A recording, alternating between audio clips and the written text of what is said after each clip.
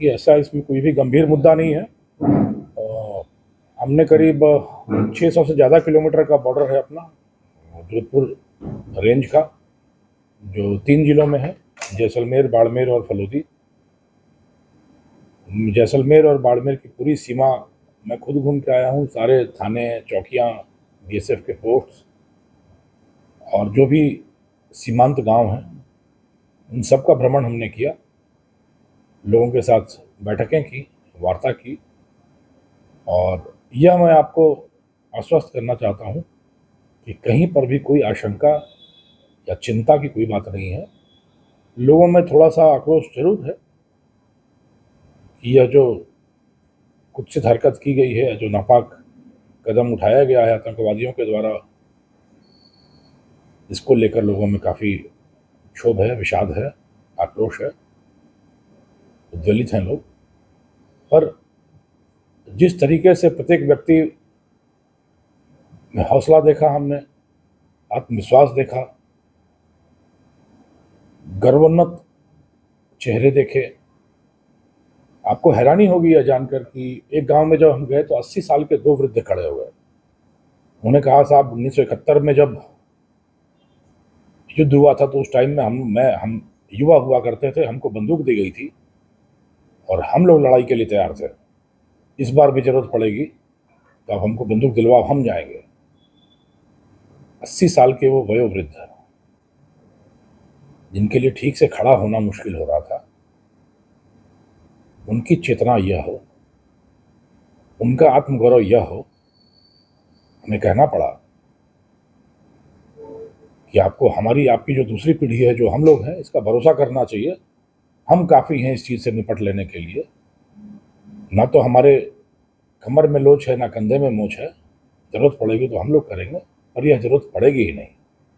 पर सोचने की बात यह है कि जिस मारवाड़ क्षेत्र के लोगों का यह आत्मविश्वास है, यह आत्मगौरव है, यह जीवट है, यह जिजीविषा है, क्या ऐसी जगहों पर कभी आक्रमण हो सकता है? क्या अभी ऐसी जगहों पर कभी कोई चिंता की बात हो सकती है? बिल्कुल नहीं हो सकती। किसी का साहस नहीं तो साहस नहीं हो सकता है कि आंख उठाकर भी देख सके हमारी धरती की ओर। तो इसलिए मैं बार बार ये आश्वस्त करा रहा हूँ, पुनरावृत्ति की कीमत पर यह आश्वस्त करा रहा हूँ कि कहीं पर भी कोई आशंका या चिंता या बड़े तनाव जैसी कोई बात नहीं है। जो भी तैयारियां पुलिस की तरफ से, प्रशासन की तरफ से, सैन्य बलों की तरफ से, केंद्रीय पुलिस बलों की तरफ से हो रही है, वो अपनी तैयारियों का अंदाजा लिया जा रहा है। क्षेत्र को देखकर आकलन किया जा रहा है कि यदि कभी कोई परिस्थिति पैदा हुई तो किस तरीके से हमें कार्रवाइयाँ करनी है, उसके लिए सारी कवायद की जा रही है। सीमावर्ती क्षेत्रों में हमारा लोगों से मिलने का, उनसे वार्ता करने का उद्देश्य सिर्फ यह था कि इनको 2-3 चीज़ों के बारे में अवगत करा दिया जाए कि एक तो सजगता और चौकसी बढ़ाई जानी है। कहीं भी अगर संदिग्ध व्यक्ति, संदिग्ध तत्व या संदिग्ध गतिविधियाँ दिखती हैं तो उसके बारे में जरूर पुलिस को और अन्य एजेंसीज को खबर की जाए। और दूसरा ये था कि भ्रामक सूचनाओं के माध्यम से अफवाह फैलाकर, वैमनस्य फैलाने वाले पोस्ट डालकर आपस में लड़ाने की, आपस में दो वर्गों, जातियों, धर्म, संप्रदायों के बीच में वैमनस्य फैलाने की कोशिश हो सकती है, जो सुनियोजित साजिश हो सकती है। तो उस जाल में नहीं फंसना है और आपसी एकता, भाईचारा, सद्भाव, सौहार्द बनाकर रखना है। और कोई भी इस तरह की जो चेष्टा हो उसको सिरे से नकार दिया जाना है। तो इन चीज़ों के बारे में लोगों से बात हुई है।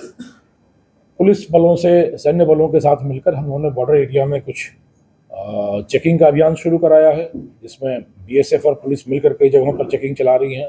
कुछ संयुक्त नाके भी लगाए जा रहे हैं बीएसएफ और पुलिस के।